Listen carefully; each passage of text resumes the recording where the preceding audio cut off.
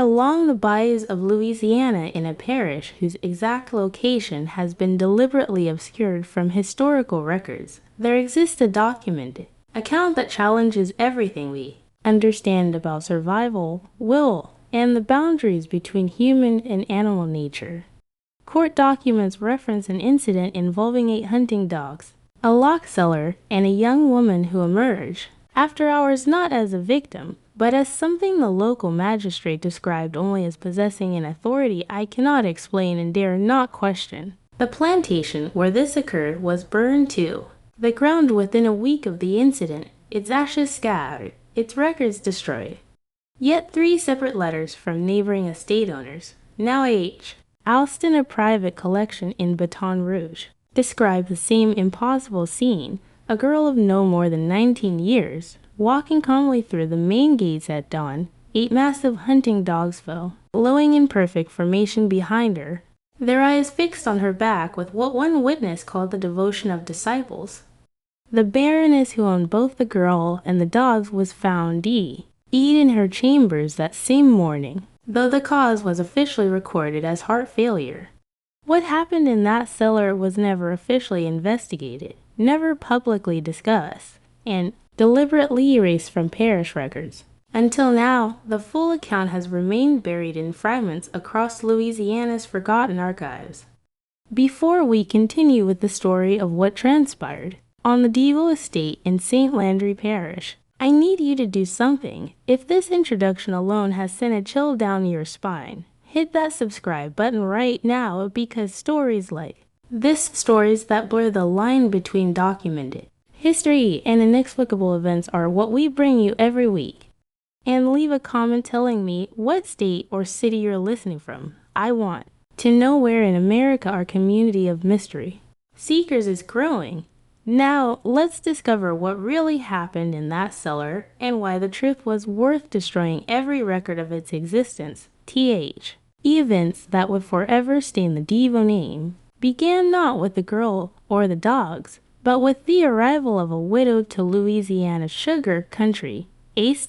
Landry Parish existed as a patchwork of old French colonial pride and new American ambition, where the rhythms of sugar cane cultivation dictated everything from marriage prospects to social standing. The parish stretched across fertile lowlands where cypress swamps gave way to endless rows of cane, and the air hung perpetually thick with moisture that made wool clothes cling and tempers flare.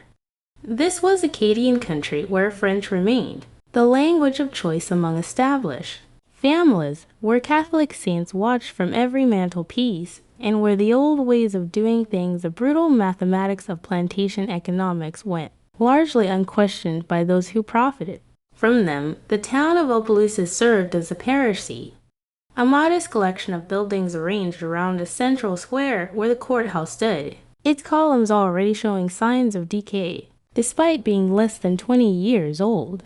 On Saturdays, this square filled with planters' wives examining fabric from New Orleans, enslaved people moving between errands under the watchful eyes of overseers, and occasionally traveling preachers warning of judgment and damnation.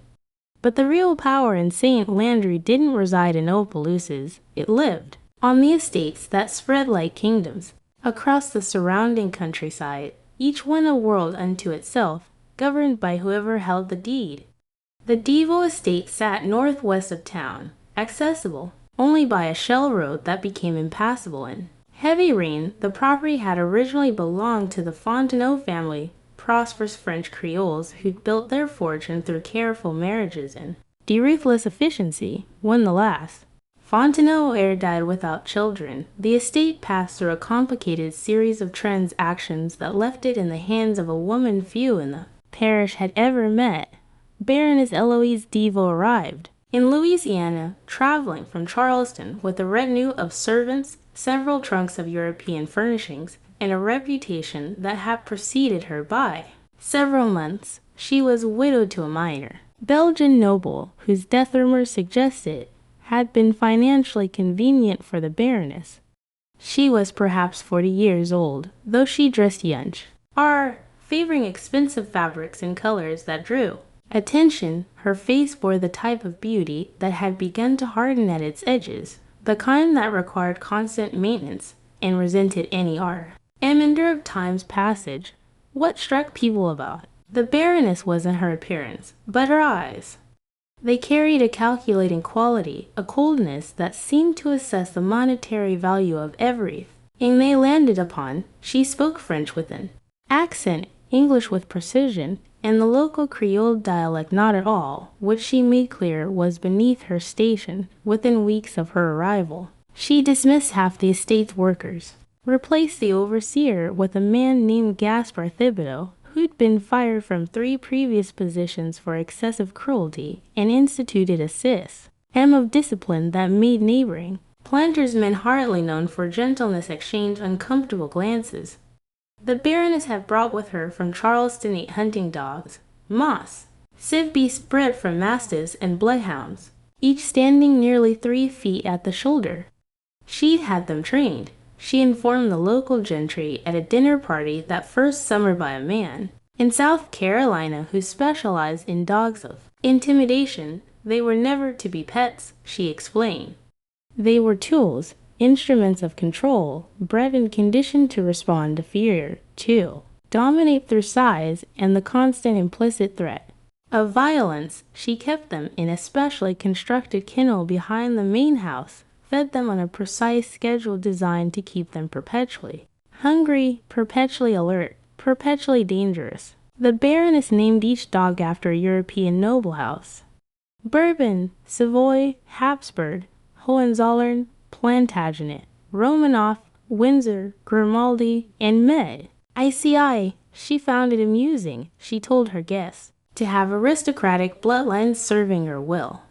The dogs responded only to her commands spoken in sharp German. To everyone else, including Thibodeau, they showed teeth. The Baroness purchased a girl at the New Orleans slave market. The transaction was documented in a ledger that still exists, though the girl's name was recorded only as asterisk female, age estimated 16, from Virginia State Sale asterisk. The broker's notes written in margins described her as asterisk uncommonly defiant for her age asterisk. Asterisk previous owner reported incidents of disobedience, reduced P. Rise reflects difficult temperament. Asterisk the Baroness paid $400, a significant discount from market rate, and had the girl transported to St. Landry in chains. The girl received the name Marguerite on the plantation, though this wasn't the name she carried from Virginia. The Baroness chose it because it sounded civilized, because it was easy to call out, because the girl's actual name, her mother's name, was none of the Baroness's concern. Marguerite stood perhaps 5'4", with the kind of slender build that came from growth interrupted by insufficient food. Her hands showed calluses from field work, but her previous owner's notes indicated she'd been training as a house servant before an unspecified incident led to her sale. What made Marguerite different? What had likely caused her problems in Virginia was her eyes. They didn't drop when addressed by white people. They didn't show the fear that planters expected and required. They watched, they calculated, they load an intelligence that made overseers uncomfortable. The Baroness saw this quality immediately and found it entertaining. Here was something to break, something that would make the breaking essay satisfying. Marguerite's first assignment was in the main house, cleaning rooms and serving meals. The Baroness watched her constantly during these early weeks, looking for any mistake, any opportunity to assert dominance. She found it when Marguerite failed to curtsy quickly enough after receiving an instruction.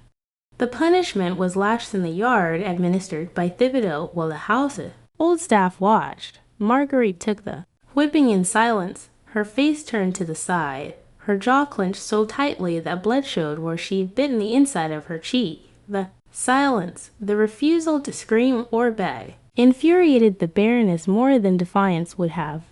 Over the following months, a pattern emerged. The Baroness would assign impossible tasks, then punish Marguerite for failing to complete them. She would plant items in Marguerite's quarters, then accuse her of theft. She would change instructions after giving them, then rage at the girls. Incompetence. The other enslaved people on the estate learned to avoid Marguerite, understanding that proximity to the Baroness's vexation meant danger. Thibodeau began making jokes about how long the girl would last, whether her spirit would break before her body gave out. But Marguerite didn't break. She bent, she endured. But something in her remained rigid, untouched. The Baroness could see it in those eyes, still watching, still calculating, still containing something that refused to be extinguished. It became an obsession for the Baroness, this one slave who wouldn't early submit, who somehow maintained decorum. Selfhood despite everything, Gaspar Thibodeau, who kept meticulous records of the estate's operations, noted in his journal that a shift in the Baroness's behavior, she began spending hours in the dog kennels, training the animals herself, developing commands and responses. She reduced their feeding schedule, keeping them in a state of controlled starvation that made them more aggressive, more desperate. She had Thibodeau construct a cellar beneath the kennels, a space 8 feet square with a packed earth floor and walls of cypress wood. The cellar had one entrance access through a trapdoor in the kennel floor and no windows. Its purpose wasn't explained. Marguerite continued her work in the main house, now almost invisible to the Baroness, who seemed to have forgotten her previous fixation. Other staff members relaxed slightly, hoping the worst had passed. Marguerite herself said nothing, her face showing neither relief nor concern. She simply continued day after day, surviving. Then came the incident with the silver. The morning dawned humid and gray, the kind of spring morning where the air felt like breathing tea through damp cloth. Marguerite rose before dawn as always and began her morning duties, emptying chamber pots, laying fires in the downstairs rooms, preparing the breakfast service. The main house stew, quiet except for the usual sounds of an estate. Waking, the distant calls of roosters, the creak of boards settling, the soft footsteps of other servants beginning their routines. The Baroness Rarel, what appeared before 9, which gave the household staff a few hours of relative peace each morning. Marguerite moved through her tasks with practiced efficiency, her mind likely already planning the day's remaining work. She learned through painful experience to anticipate the Baroness's wants, to complete tasks before being asked, to make herself useful enough to avoid notice, but neither are so accomplished as to inspire resentment. While polishing silver in the dining room, Marguerite heard the Baroness's bedroom door open upstairs earlier than usual. Footsteps crossed the upper hallway, then descended the stairs with unusual speed. The Baroness appeared in the dining room doorway, still in her dressing gown, her hair unpinned, her face twisted with an expression that Marguerite had learned meant danger. "Where is it?" The Baroness's voice came out quiet, controlled, which was somehow worse than screaming. Marguerite set down the silver spoon she'd been polishing, and stood, her eyes dropping to the floor as protocol demanded. "Ma'am, my bracelet, the gold bracelet with sapphires. It was on my nightstand last night. This morning, it's gone. The Baroness moved into the room, circling Marguerite slowly. "You were in my chambers yesterday afternoon changing linens." "Yes, ma'am. I didn't see any bracelet." "You didn't see it or you saw it and took it." "I didn't take anything, ma'am," the Baroness completed, her circle standing now between Marguerite and the doorway. "Empty your pockets." Marguerite did, pulling out the inside of her apron pockets to show. They contained nothing but a rag and a small piece of soap. The Baroness watched, her jaw working slightly, as if chewing something distasteful. "Your quarters, then. We'll search your quarters." The urge took less than minutes. The room Marguerite shared with the other house servants contained almost nothing beyond sleeping pallets and a few changes of clothes. The bracelet wasn't there. The Baroness stood in the doorway, her face reddening, her hands opening and closing at her sides. Thibodeau, the call echoed through the house. The overseer appeared within seconds, a slight man with Ning hair and permanently sunburned skin. He carried a riding crop, always more as affectation than tool, slapping it against his leg as he walked. Take her to the yard, lashed for theft. Ma'am, I didn't. The Baroness's hand shot out, catching Marguerite across the mouth. Don't speak. Don't you dare speak. Marguerite tasted blood where her lips split against her teeth. She kept her eyes down, her body still, waiting. Actually, no. The Baroness's voice changed, taking on a thoughtful quality that was somehow more frightening than her anger. No, I have something better in mind. Thibodeau, take her to the cellar. Lock her in the lower room. Thibodeau's eyebrows rose slightly. The room under the kennels? Ma'am. Yes. For how long? The Baroness smiled, an expression that never reached her eyes, until I decide she's learned proper respect. Let her think about her theft in the dark. Let her listen to the dogs above her and contemplate what happens to thieves on my estate. Thibodeau nodded. Slowly. Yes, ma'am. Should I bring her food? No food. Water twice daily. That's all. I want her hungry when I decide to let her out. IW. And her to understand what deprivation truly means. They took Marguerite across the grounds to the kennel building, a long low structure that housed the 8 hunting dogs in individual runs. The animal started barking as soon as the door opened, a thunderous cacophony that echoed off the walls. The dogs threw themselves against their gates, massive bodies creating impacts that shook the witness. Structure. Thibodeau led Marguerite to the far end of the building, where a trapdoor sat and the floor secured with an iron padlock. Down you go. Thibodeau unlocked the padlock, lifting the dew, to reveal a wooden ladder descending into darkness. The smell that rose from below, earth and old wood and something else, something animal and sour, made Marguerite's stomach turn. She climbed down. The ladder descended perhaps 10 feet, depositing her in complete darkness. She heard the trapdoor slam shut above, then the click of the padlock securing it. Thibodeau's boots walked way across the floor above. The dogs continued, barking for several more minutes, then gradually quieted. The cellar, as Marguerite's eyes adjusted to the minimal light bleeding through cracks in floorboards above, proved to be exactly what Thibodeau had described. 8 feet square, maybe 7 feet tall at the center, where the ceiling peaked. The floor was packed earth, cool and slightly damp. The walls were rough cypress boards fitted tightly, enough that no light penetrated from outside. The only ventilation came through the gaps in the floorboards above, bringing with it the smell of the dogs and the occasional drift of dust or straw. A wooden bucket sat in one corner, presumably for Marguerite's waste.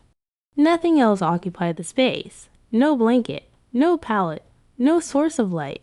Just earth and wood and darkness. Marguerite sat with her back against one wall, her knees drawn up, her arms wrapped around her legs. Her lips still bled slightly from where the Baroness had struck.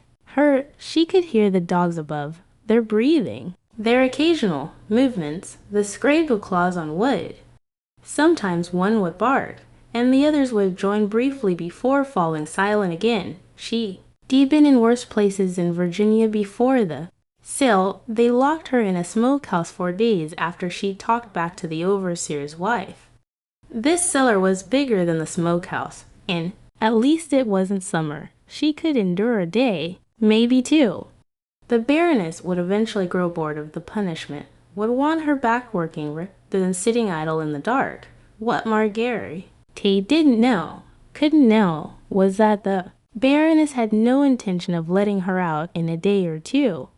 The first hours passed in a fog of discomfort rather than crisis. Thibodeau brought water at dawn and dusk, lowering a cup on a string, without saying anything, waiting while Marguerite drank, then pulling the cup back up. The dogs learned to ignore her presence below them, settling into their routines. Marguerite dozed when she could, her body adapting to the hard ground, her mind deliberately empty of thought. The second day brought hunger, real hunger, not just the usual background ache of insufficient food, but a gnawing emptiness that made her stomach cramp. The darkness began to feel heavier, more oppressive. Time became difficult to judge. She counted Thibodeau's water deliveries, marking time in increments, but the hours between stretched and compressed unpredictably. On the third day, Thibodeau didn't come. Marguerite waited, listening for his footsteps, hearing nothing but the dogs. Her mouth felt dry as dust, her tongue thick.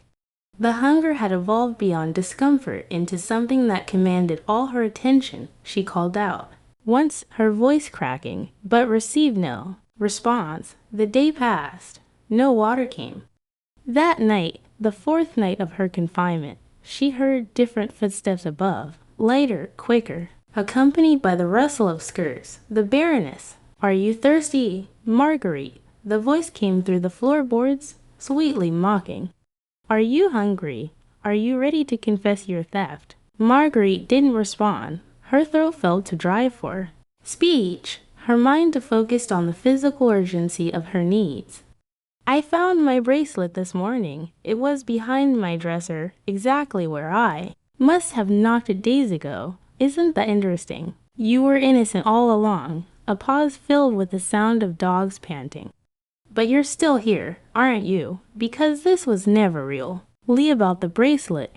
This is about you learning your proper place. This is about that look in your eyes. That thing you think I don't see. That tiny spark of defiance you've kept alive despite everything. I'm going to extinguish it. Marguerite, I'm going to leave you down there until there's nothing left but grateful submission. The Baroness's footsteps moved to different positions above her, as if she were pacing. I've decided on an experiment, a test of survival, if you will.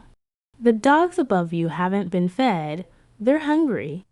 Desperately hungry as you are, Rick. HT now, tomorrow morning. I'm going to open that trap door and let them down to you.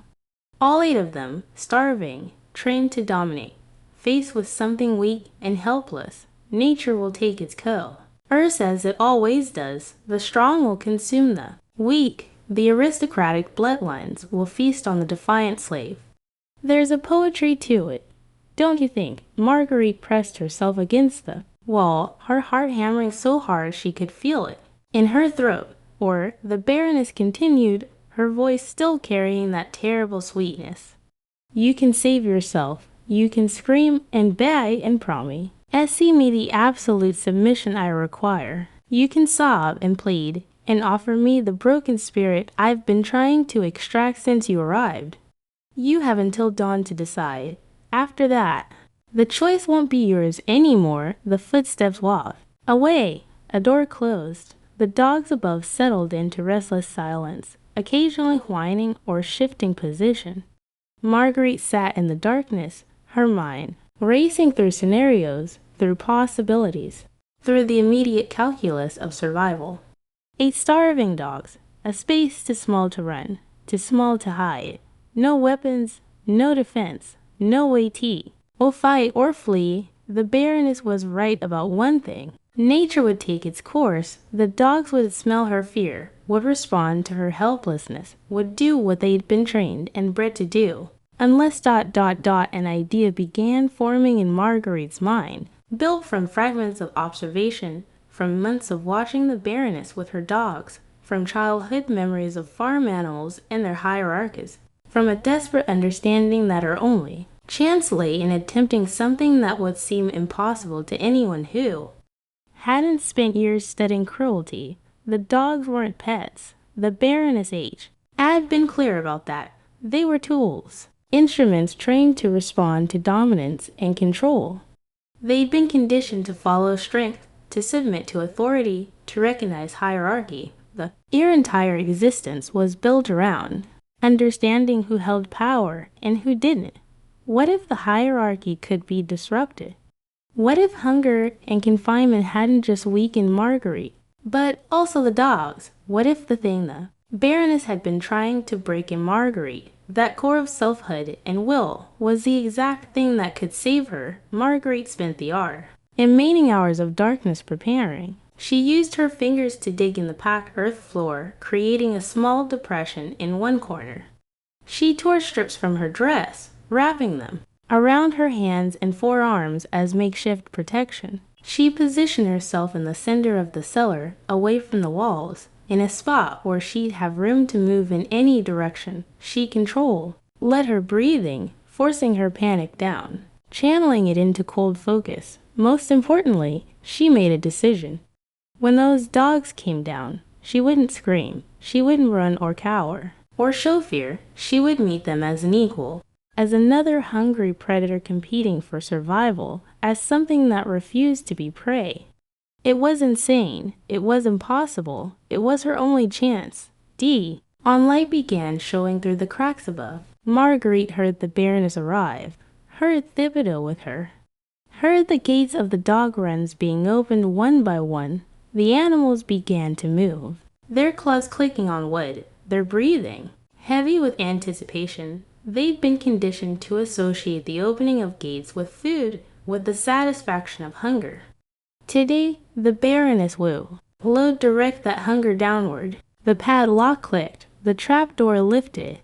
Before we discover what happened when those 8 starving dogs entered the cellar with Marguerite, I need you to pause and do something if you're as gripped by this story as I am by telling it.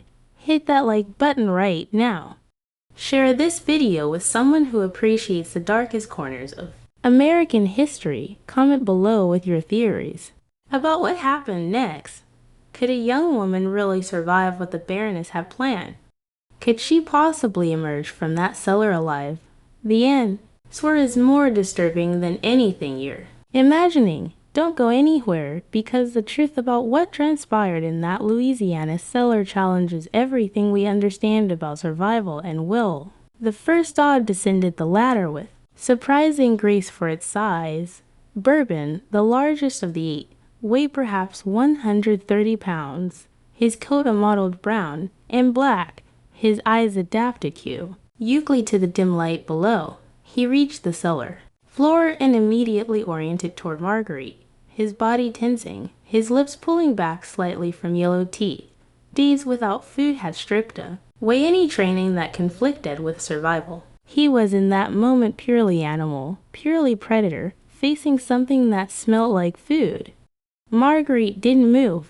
She stood in the center of the cellar, her feet planted, her wrapped hands loose.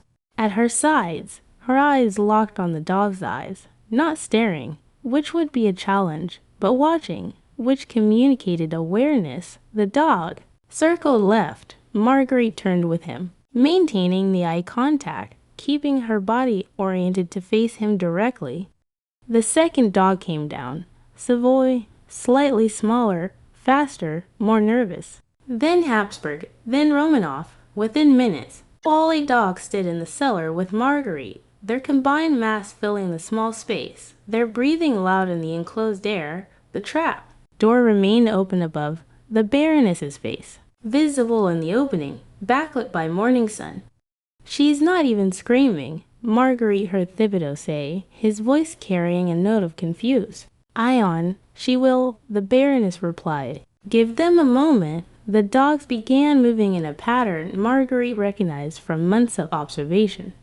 They were establishing formation, determining hierarchy, deciding which animal would lead the attack. Bourbon remained in front, but Windsor and Grimaldi were moving to flank positions, cutting off potential escape routes that didn't exist anyway in the confined space. Marguerite did something then that would seem incomprehensible to anyone watching from above. She stepped forward directly toward Bourbon. The dog froze. This wasn't white behavior. Prey ran, cowered, showed submission. This was something else, something that triggered different instincts. Marguerite took another step, closing the distance to perhaps 4/8 tea. She could smell the dog now, the sour stench of unwashed fur and desperation. She could see the tension in his muscles, the calculation in his eyes. Then she did something even stranger. She dropped to one knee, lowering herself to the dog's level, making herself smaller, reducing the physical dominance of height. But she kept her eyes level, kept her body oriented forward, kept equality in her posture that communicated not submission, but equality.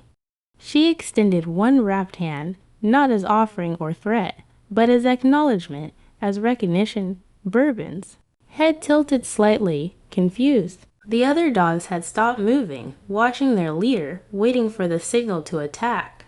The cellar held perfectly still, except for the sound of breathing. 8 dogs and 1 woman, all hungry, all desperate, all caught in a moment that could break toward violence or something else.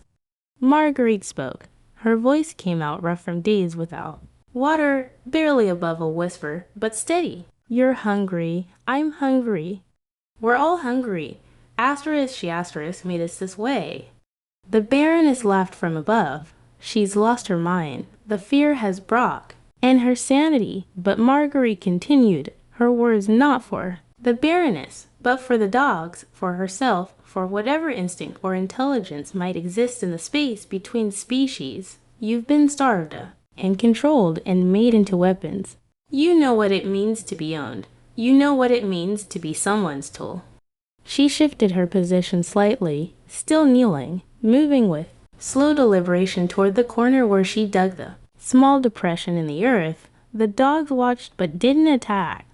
Bourbon took a step forward, sniffing, his aggression shifting toward curiosity. Ma! Marguerite reached the corner and began digging, with her wrapped hands pulling up handfuls of earth, creating a deeper hole. The dogs came closer, intrigued by the activity, their predatory flock. US disrupted by this strange behavior. She could feel them near her now, their breath on her back, their presence surrounding her. She pulled something from the hole she'd created. A dead rat. The cellar had been home to rodents, as all such buildings were. Marguerite had found this one in the darkness of the first night, already dead, probably killed by poison or a trap. She'd saved it, hidden it, knowing it was pathetically inadequate as any kind of defense, but too desperate to discard any potential tool. Now she held it up, the small corpse dangling from her fingers. 8 pairs of eyes fixed on the rat with laser intensity. Marguerite tore the rat in half with her hands, the action brutal and pragmatic. She threw one piece to the far corner of the cellar. Our dogs immediately rushed toward it, fighting briefly before Bourbon asserted dominance and claimed the prize, swallowing it in seconds. She threw the second piece to the opposite corner. Remaining dogs competed for it with Windsor. Emerging victorious, the whole exchange took perhaps seconds. When it was over, all 8 dogs turned back to Marguerite, still hungry, but now with a new association forming in their simple minds. This two-legged creature had provided food. This creature had addressed their hunger, however inadequately. This creature might provide again. That won't save you. The Baroness called down.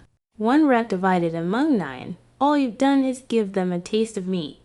Now they'll want more, but something had shifted in the cellars. Dynamic. Marguerite sat down slowly, her back against the wall, her body deliberately relaxed despite her hammering heart. The dogs approached, sniffing her aggressively, their noses pushing against her arms, her legs, her face. She didn't flinch. She didn't resist. She let them investigate. Let them learn her scent without the overlay of fear. Let them reach their own conclusions about whether she was food or something else. Bourbon pushed his massive head against her chest, nearly knocking her over. She steadied herself and, moving very slowly, brought one wrapped hand up to scratch behind his ears. The dog's tail, which had been rigid, gave a single uncertain whack. The ears, which had been pinned back, relaxed slightly forward. The other dogs, seeing their leader's response, crowded closer. Marguerite sat, surrounded by starving animals, each one capable of killing her in seconds. Each one conditioned by the Baroness to dominate through intimidation. But in that moment, they weren't attacking. They were confused, uncertain, responding to something in Marguerite's bearing that didn't match their training. This is impossible. Thibodeau's voice drifted down. They should have torn her apart by now. Give them time, the Baroness said, but her voice carried less certainty than before. The hours that follow would later be described. by Thibodeau in his journal as asterisk contrary to every natural law and principle of animal behavior I have witnessed in years of handling hounds asterisk. The dogs didn't attack. They settled around Marguerite in the cellar, their bodies pressed against hers for warmth, their hunger not forgotten, but subordinated to pack dynamics that were rewriting themselves in real time. Marguerite spoke to them throughout tea. He mourning, her voice steady despite her own hunger and thirst, her words meaningless in content, but important in tone. She established herself not as master, not as servant, but as Packham, ember, as fellow survivor, as creature equally trapped by the Baroness's cruelty. The dogs, bred and trained to respond to dominance, found themselves responding instead to something they'd never encounter. Add solidarity. The Baroness watched for hours, her face above showing increasing frustration.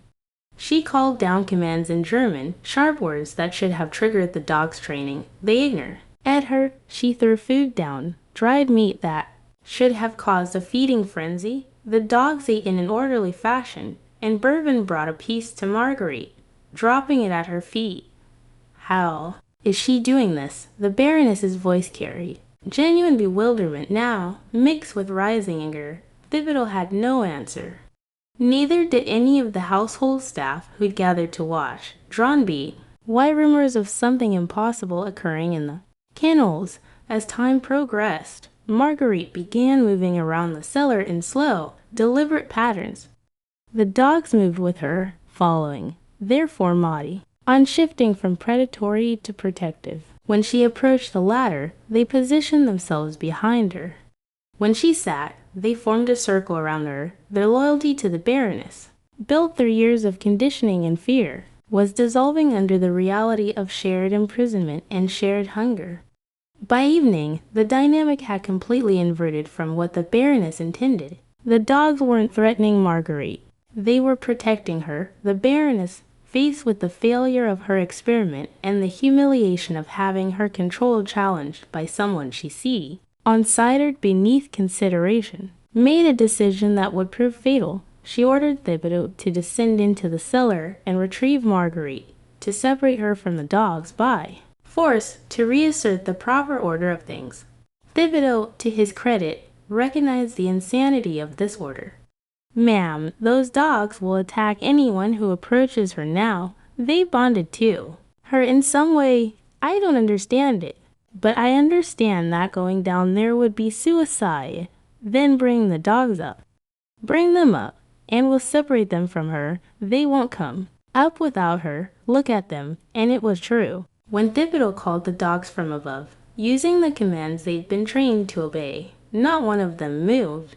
They stayed with Marguerite, their eyes fixed on her, their bodies positioned between her and any threat from above. The Baroness's face, visible in the trapdoor opening, went through a series of expressions: confusion, anger, disbelief, and finally something darker, something that resembled true hatred. This slave, this property, this thing she'd purchased for $400 had accomplished something the Baroness couldn't. Absolute loyalty from creatures bred to know only fear and dominance.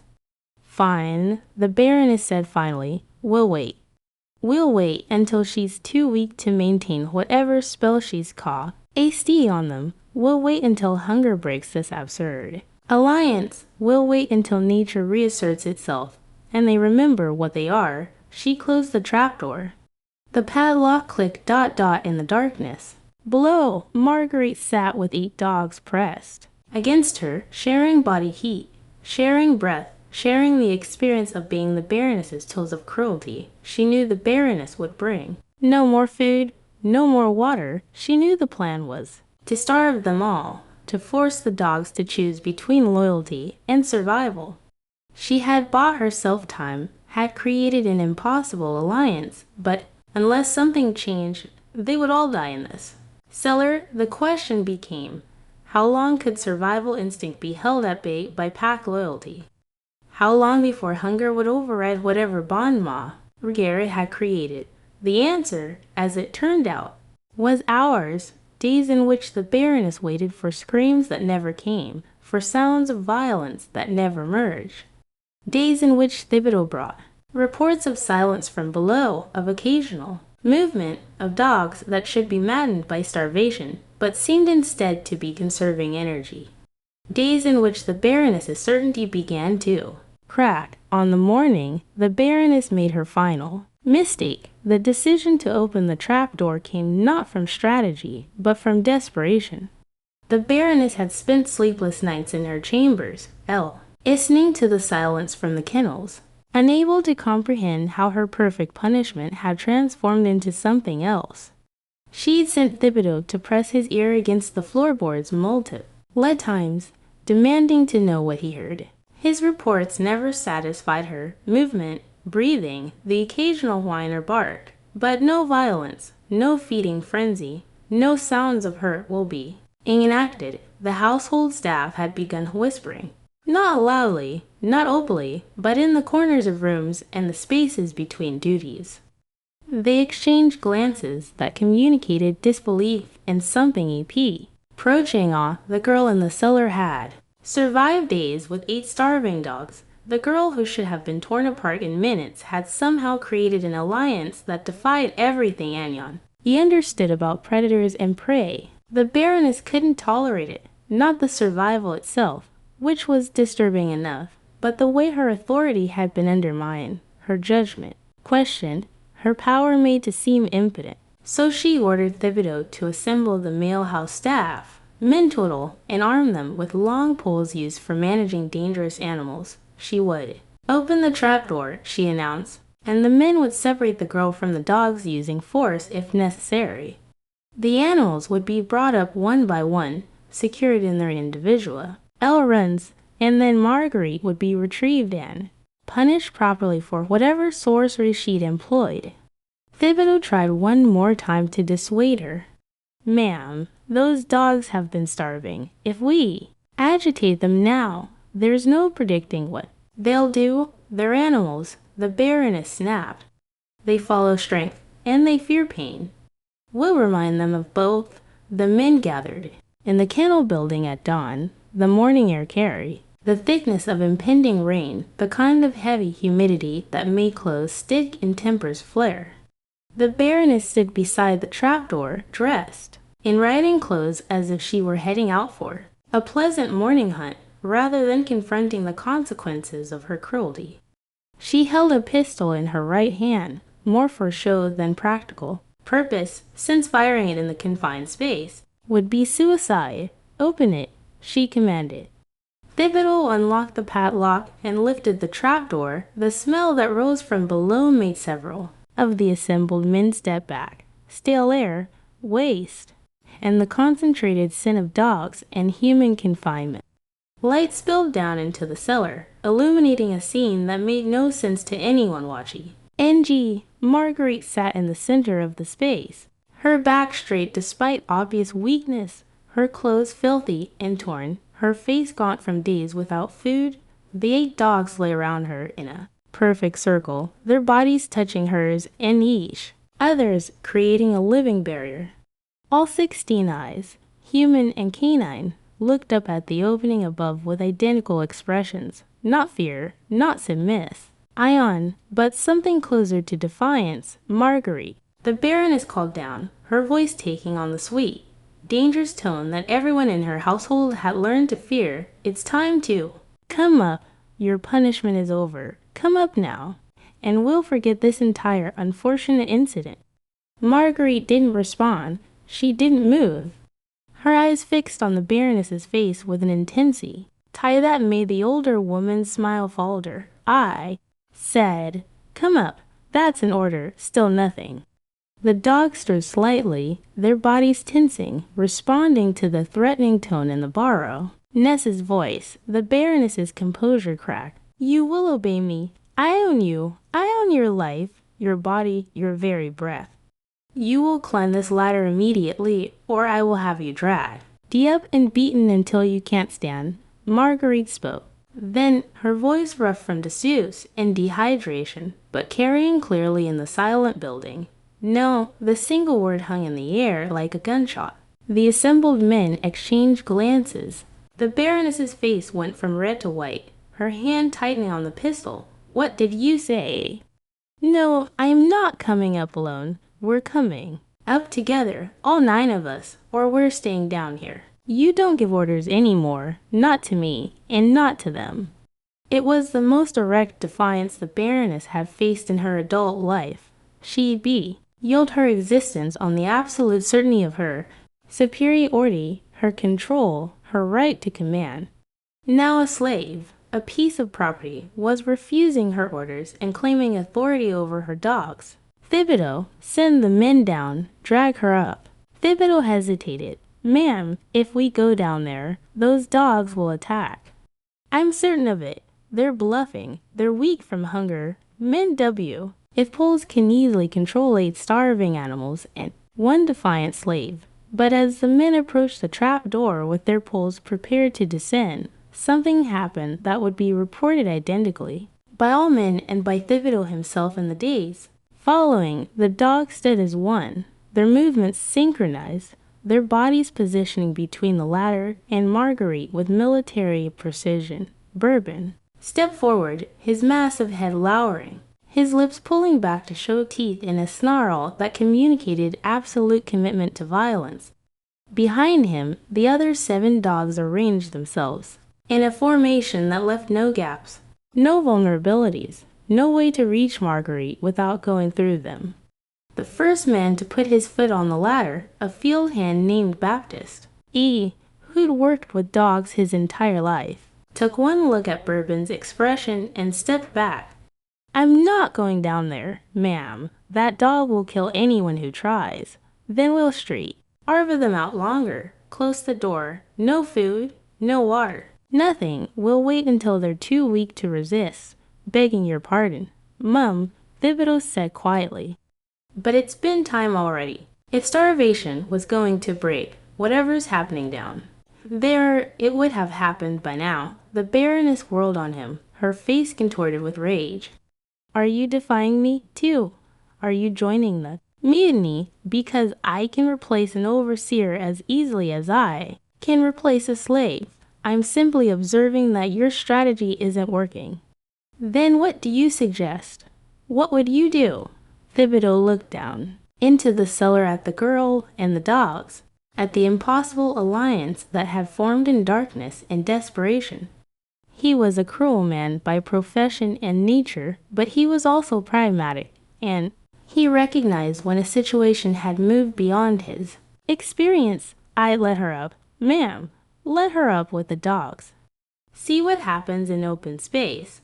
"Absolutely not." "That would be conceding defeat. With respect, ma'am, defeat has already occurred. The question is whether we acknowledge it or let it escalate into something worse." The Baroness stood frozen with indecision, her entire worldview crashed, and against the reality of the scene below her. She designed the perfect punishment, the perfect lesson in submission, and it had transformed into something that undermined everything she believed about power and hierarchy and control. Then Marguerite spoke again from below, her voice stronger now, carrying an authority that seemed impossible from someone in her position. "I'm coming up. The dogs are coming with me. You can close that door and keep us locked down here until we all die, which won't take much longer, or you can step back and let us out. Either way, you've already lost. How dare you? You wanted to break me. You wanted to extinguish whatever you saw in my eyes that offended you.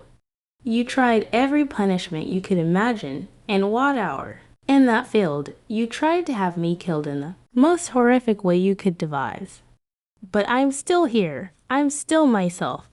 And these dogs know what you are now just as clearly as I do." The Baroness raised the pistol, pointing it down into the cellar. Her hand shook with rage or fear, or both.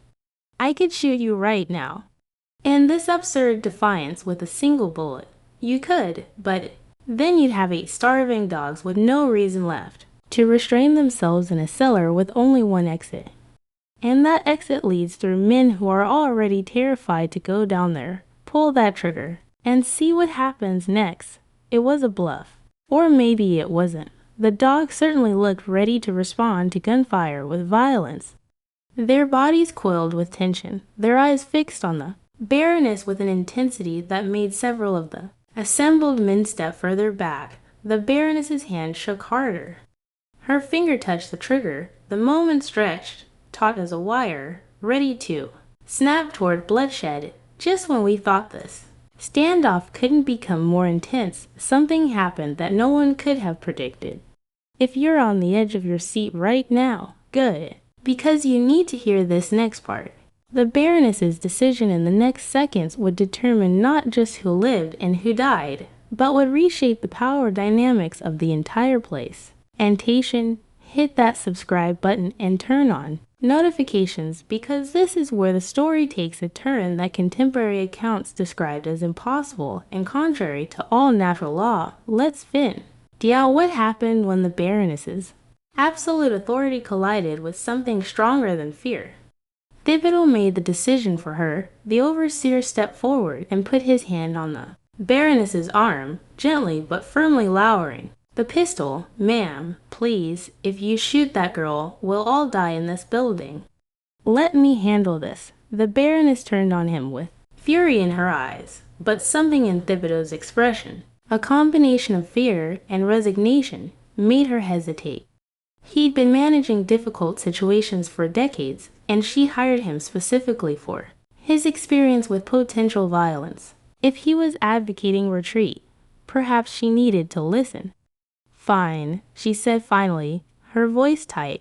Get her up here, but she's to be restrained immediately, and the dog separated from her. Thibodeau nodded, though he had no intention of following those orders. He approached the trapdoor opening and called down, his voice carefully neutral. Marguerite, I'm going to step back. You can come up with the dogs. No one will interfere. Once you're up, we'll discuss what happens next from below. Marguerite studied him, trying to read whether this was genuine or another trap. The dogs remained tense around her, waiting for her signal. Finally, she gave a small nod and began moving toward the ladder. What happened next, I'll be described by witnesses with remarkable consistency, despite the inherent impossibility of what they claim to see. Marguerite climbed the ladder slowly, her movements careful, her body obviously weakened by the ordeal. As she climbed, the dogs began climbing behind her, using the ladder with surprising agility for their size. They didn't rush, didn't crowd, but ascended in order. Bourbon first, then Windsor, then the others in a sequence that seemed predetermined. Marguerite emerged into the kennel building. Standing in morning light for the first time, she looked like a ghost, her clothes hanging loose, her skin pale where it wasn't covered in her, forming immediately into that same protective circle. The Baroness and the assembled men had backed up to give space, pressing against the far wall of the kennel building. The Baroness still held the pistol, but her arm had dropped to her side. She stared at Marguerite with an expression that mixed hatred, disbelief, and something that might have been the first hint of fear. What are you? The Baroness's voice came out barely above a whisper. I'm exactly what you tried to destroy. I'm someone who refuses to break. Marguerite's voice grew stronger as she spoke, fueled by anger that had been building for years. You bought me because I was cheap. Because some fool in Virginia thought defiance made me worthless. You tried to break me with work, with whipping, with starvation, with humiliation. When that failed, you tried to have me killed. But I'm still here, and I'm still whole. And now these dogs understand something, and you never could. What? What could they possibly understand? That cruelty isn't strength.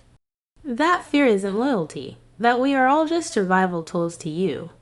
Pieces on a board, tools to be you. Said and discarded. They spent years learning to fear you, to submit to you, to see you as the ultimate authority. Then they spent days in that cellar with someone who treated them like fellow prisoners instead of weapons, and they made their choice. The Baroness laughed, a harsh sound without humor. You think you've won something.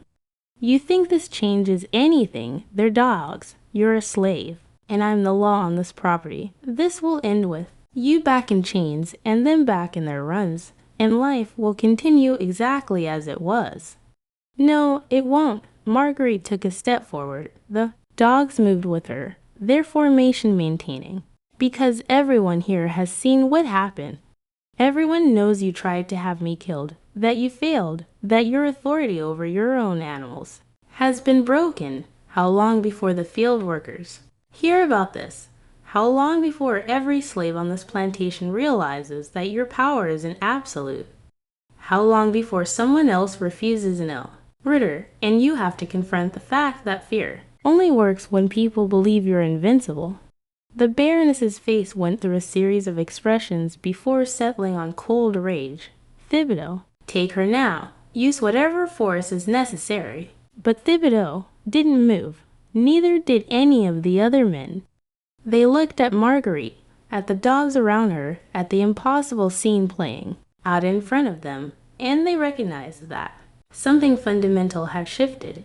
The Baroness's power relied on the certainty of her superiority, on the absolute nature of her authority. That tie had shattered, and everyone in the building could feel it. This is mutiny, the Baroness said, her voice rising. This is insurrection. I'll have you all prosecuted. I'll have you all. She never finished the sentence. Marguerite took another step forward, and this time the Baroness stepped back, retreating from a slave and 8 dogs she'd once controlled absolutely. That single step back court communicated everything the Baroness had. Blink first, had shown fear, had conceded in the most visible way possible that the dynamic had changed. Marguerite walked toward the door of the kennel building. The dogs followed. The assembled men parted to let them pass, pressing themselves against the walls, their eyes wide. The Baroness stood frozen, the pistol still hanging, Angie at her side, her mouth working, producing no sound. At the doorway, Marguerite paused and looked back. I'm leaving. I'm walking off this plantation, and these dogs are coming with me. You can try to stop me, which means shooting me in the back, in front of witnesses, or you can let me go.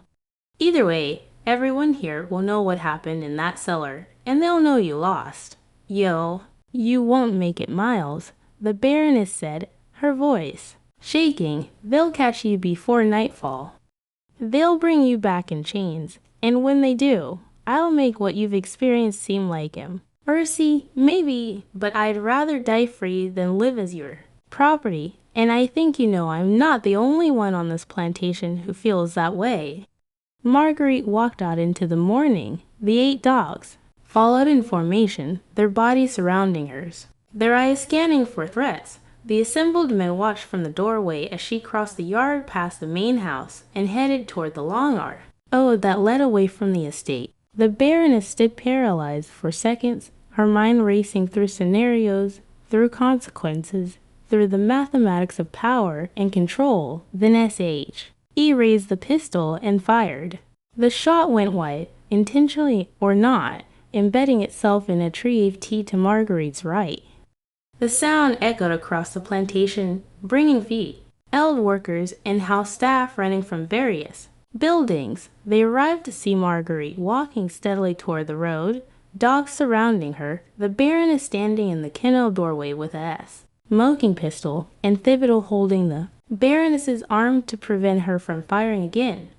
Let her go, Thibodeau was saying. For God's sake, let her go before this becomes murder. But the Baroness wasn't listening. She was watching Marguerite's retreating form, watching the dogs that had once been her most prized possessions, following a slave instead of their owner, watching visible proof of her failure to break someone's will. Her face had gone beyond rage into something colder, more calculated.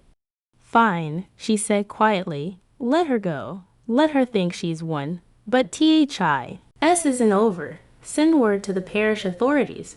Report her as a runaway. Offer a reward. She be caught, and when she returns, we'll see how defiant she remains. Thibodeau released her arm and stepped back, relief visible on his face that the immediate crisis had passed without more bloodshed. The other men began dispersing, heading back to their various duties. already beginning to construct. The stories they tell about what they witnessed: the Baroness watched Marguerite until she disappeared from sight around a bend in the road, then turned and walked toward the main house. H. A back rigid, her pace measured and controlled. What happened in the house over the following hours would be pieced together later from the testimony of house staff. The Baroness retired to her camp. Bears immediately, dismissing the servants who approached to ask if she needed anything. She remained there through the morning and into the afternoon, the door locked, no sounds emerging from WI. Then, at one point, the cook brought a lunch tray and left it outside the door. Hours later, it remained untouched. In the afternoon, one of the housemaids noticed smoke coming from under the Baroness's door. She called for help, and Thibodeau came, running with several field hands. They broke down the door to find the Baroness lying on her bed, perfectly composed, her hands folded across her chest. She was dead, and the room showed no signs of struggle or violence. The parish doctor, summoned immediately, examined the body and pronounced death by heart failure. The cook, when questioned, ADM, added that the Baroness had requested a particular tea that morning before retiring to her chambers. A tea made from plants the Baroness grew herself in a small garden behind the house. The doctor examined the remaining tea leaves and found them mixed with quantities of foxglove and monkshood, both deadly in sufficient concentration.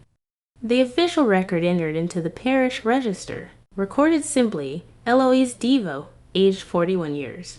Died of heart failure at her residence. No suspicious circumstances noted.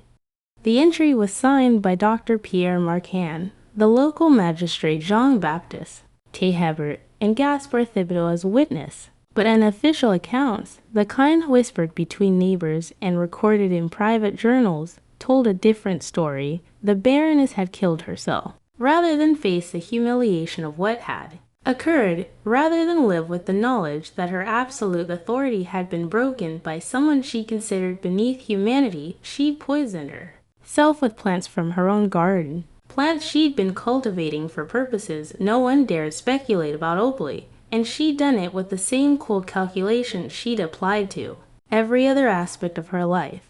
The plantation itself, as mentioned in the opening, was burned to the ground within a week. The official story claimed an accident with a lamp in the main house. That spread before anyone could contain it, but the field workers and house staff knew better. The fire had been set deliberately, started in multiple locations simultaneously by people who vet under the Baroness's cruelty and saw the destruction of her physical legacy as a form of justice.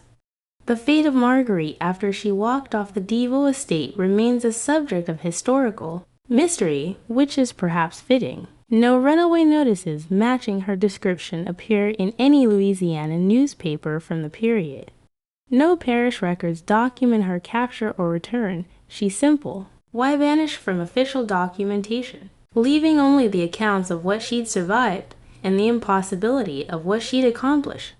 3 letters, now housed in the Louisiana Historic, all collection in Baton Rouge, provide the only substantive documentation of what happened after she left the plantation.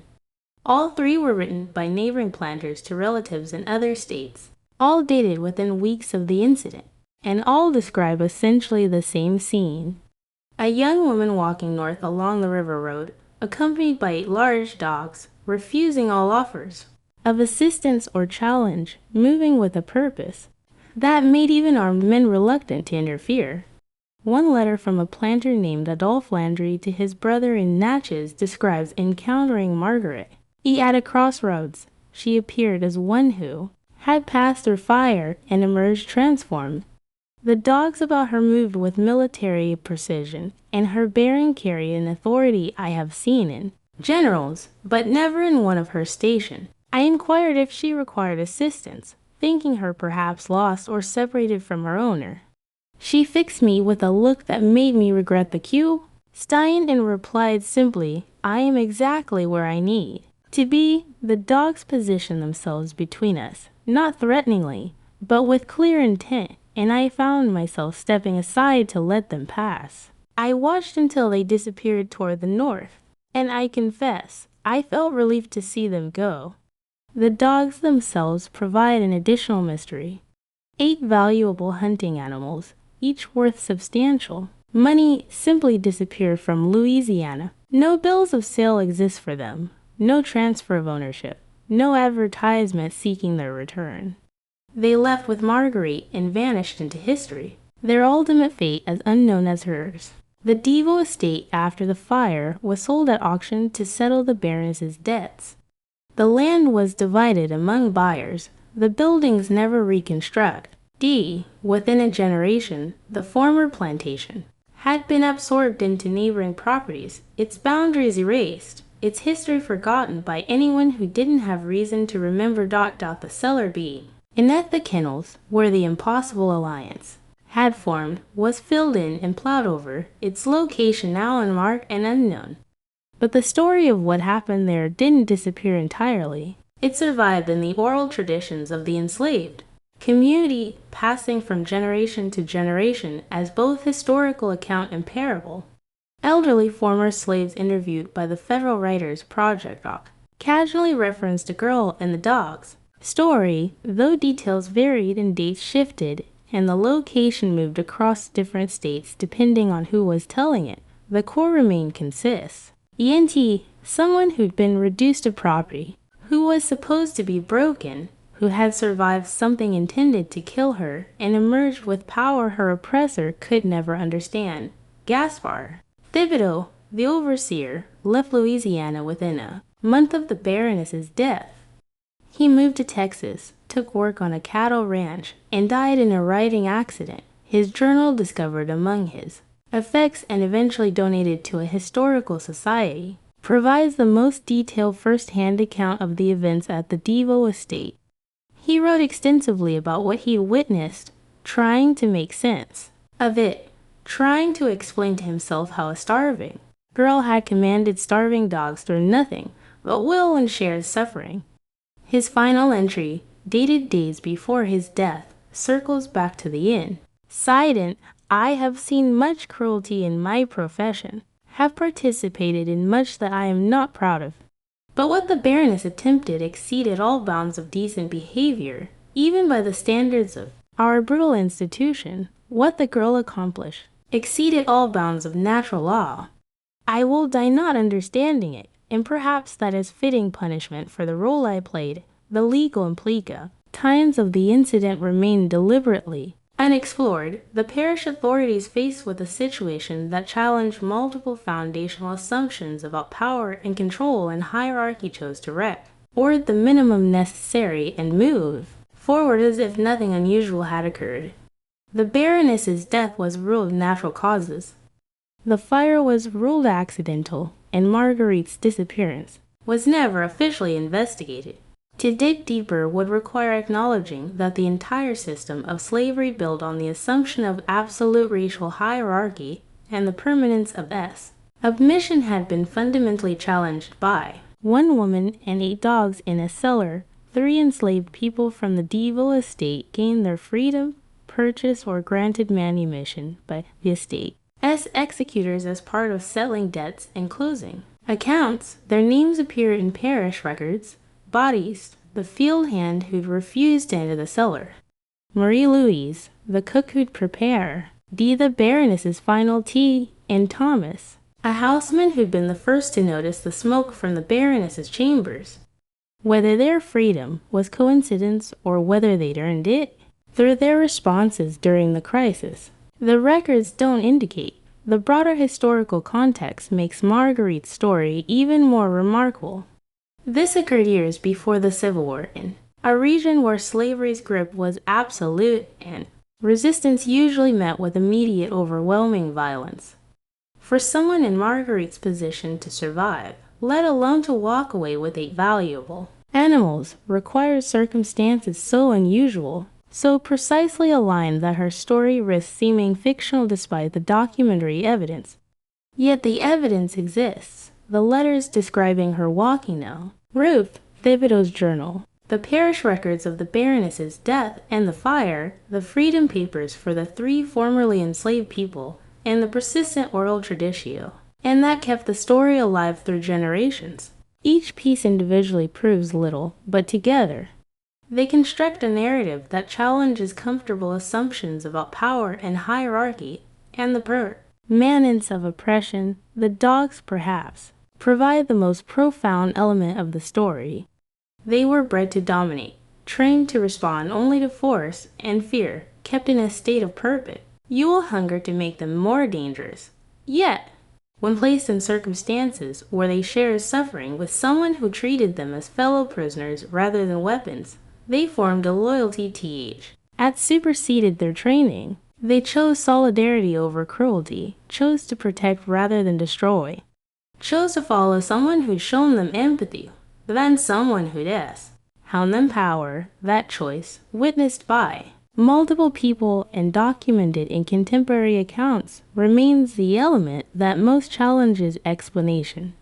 Animal behaviorists examining historical accounts of the incident note that pack bonding can occur under stress. The speed and completeness of the dog's loyalty shift exceeds normal parameters. The most honest assessment offered by Dr. Sarah Merchant in a paper examining the incident concluded either the contemporary accounts were exaggerated to the point of fiction, or something occurred in that cellar that revealed capacities for interspecies empathy and communication that we still don't fully understand.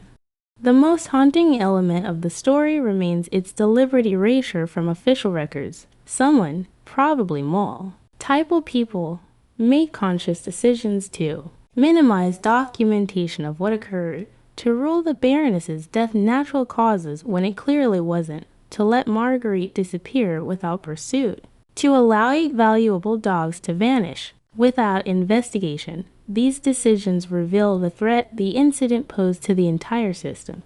If one enslaved woman could refuse authority absolutely, could form an alliance with animals meant to intimidate her, could walk away from bondage and have that escape tacitly permitted by authorities, what did that say about the claimed permanence of racial hierarchy? Better, those authorities must have decided to let it disappear, to record the minimum necessary and move on, to treat it as an aberration rather than a revelation. But stories don't disappear just because officials want them to.